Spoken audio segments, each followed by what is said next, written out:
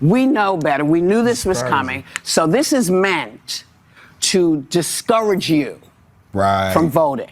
This is meant to make you feel like you don't have a voice. You do have a voice. Do not forget that. You know, we make laws to fix problems.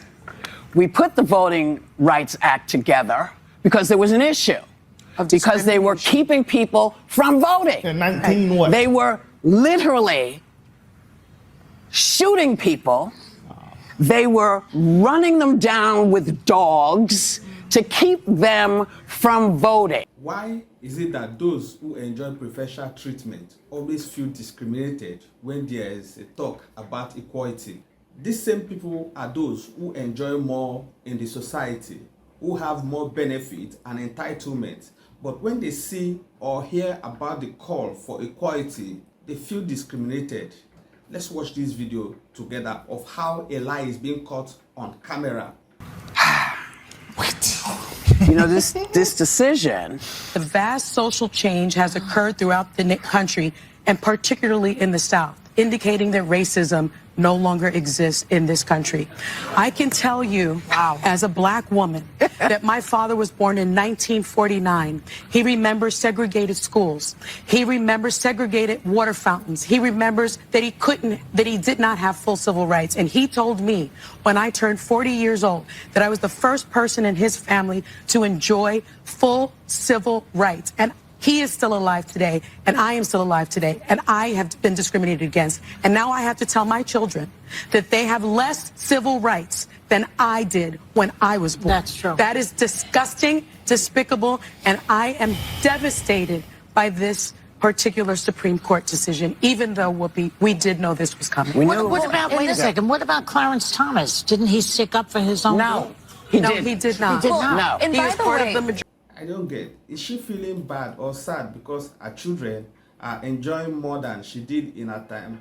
It should be a thing of joy to her that the negligence she experienced or encountered in her youthful age, in her time as a child, is not the same thing with her children, because they are enjoying more benefits and having a fair society where they can, access other things that she could not access in her time. I don't know why she's being pissed off with that. I don't know why she feels so sad about that. Already here. Yeah. This has Justice Lena Kagan said, and I've been saying this as well, that this decision could be the largest wipeout of black political power since the end of Reconstruction. That's how devastating this decision is. Well, it's an interesting proposition you raised that they're not represented. My friend Patrick Ruffini sent out an interesting statistic tonight. There are 58 members of the House who are black. It's a record, actually.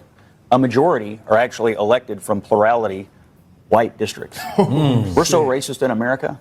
You've got white people electing African Americans to Congress in record numbers. Are those people in the South? They are not in the South. Well, Tim Scott is. As far as I know, Tim Scott is. That's one. That's one example. That's one example. And so that's not 58.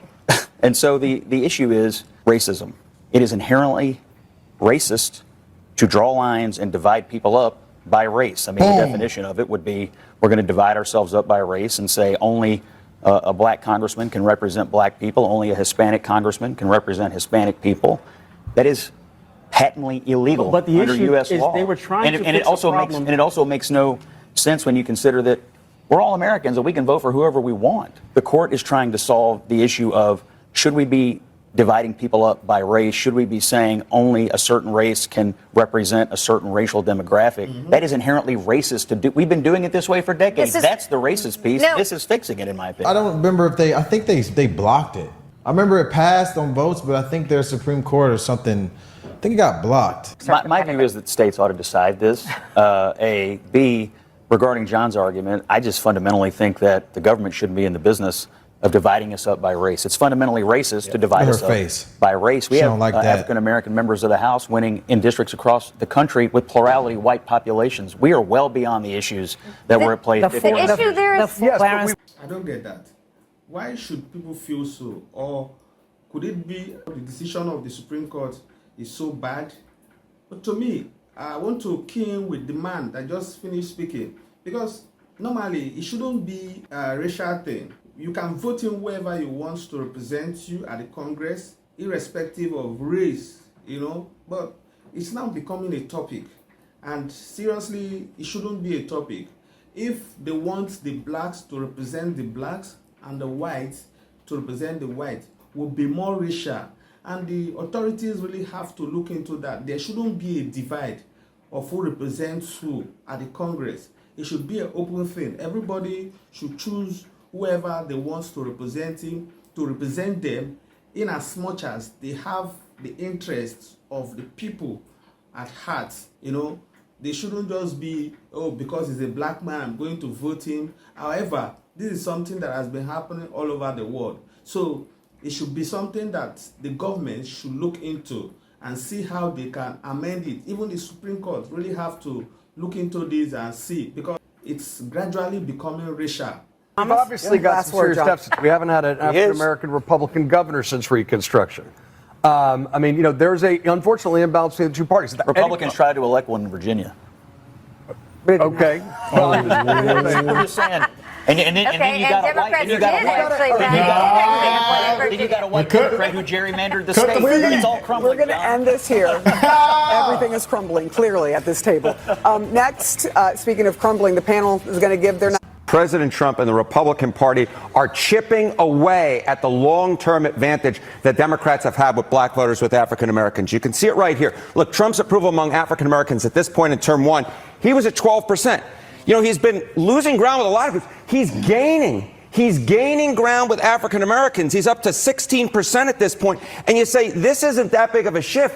But I will tell you, Republicans absolutely love this shift that's going on, because Democrats have had such a long-term advantage. The fact that he's actually gaining ground versus where he was in term number one, this has major implications for elections down the line, because Democrats, especially in a lot of these tight races, you talk about places like Georgia, right down in the South, you see this type of movement for Trump actually gaining ground. This could have major ramifications and help put Republicans over the top in a number of southern places in the midterm elections. But did you just hear him? Trump's approval on the black African Americans, rather. So does that really mean that he's taking advantage of that? Wherever you have as your support base, of course, you should give more attention to that and to that place particularly, because that is your support base. So if the president seems to give more support or approve their activities to gain more support, it's a welcome development for him. They don't have to really be so racial because of that, you know. They shouldn't be, in fact, it should be inconsequential, because it has to do with politics, and that shouldn't divide the people. It shouldn't at all. It shouldn't divide the people. So,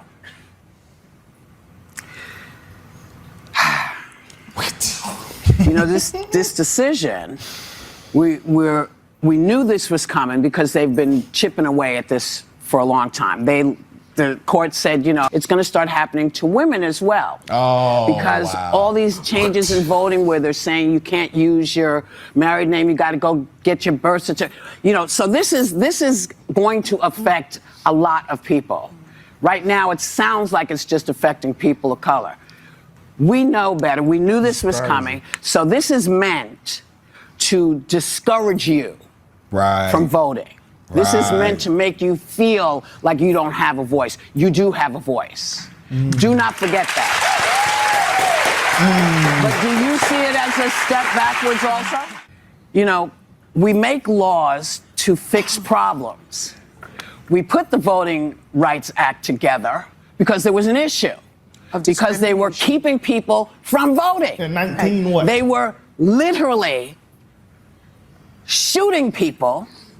They were running them down with dogs to keep them from voting. Okay, let's start with that. Are they doing that now? So when they say that problem is gone, it's not gone. No. Because you're still doing it. You're still doing it. And what I don't understand is what is everybody so afraid of? Because I always thought, I was raised to believe that you and I don't have to agree.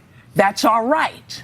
But now suddenly, your argument doesn't hold water, so you're cheating. Oh, wow. See, that we're a two-party system. We're not just Democrats, we're not just Republicans, we're a two-party system. So Ruth Bader Ginsburg said throwing out the preclearance when it worked and is continuing to work to stop discriminatory changes is like throwing away your umbrella in a rainstorm because you're not getting wet. Yeah. The other thing I want to say is voting in local elections matters more now than ever before. Think nationally, work locally. Think nationally. Everyone who is enjoying having certain privilege, this preferential treatment, are now feeling threatened because there's a call for equality.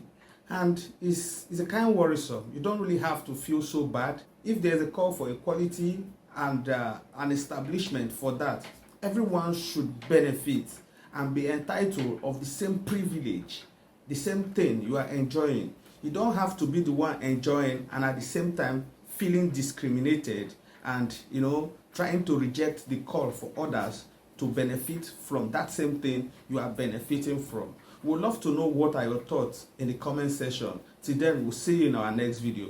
Bye.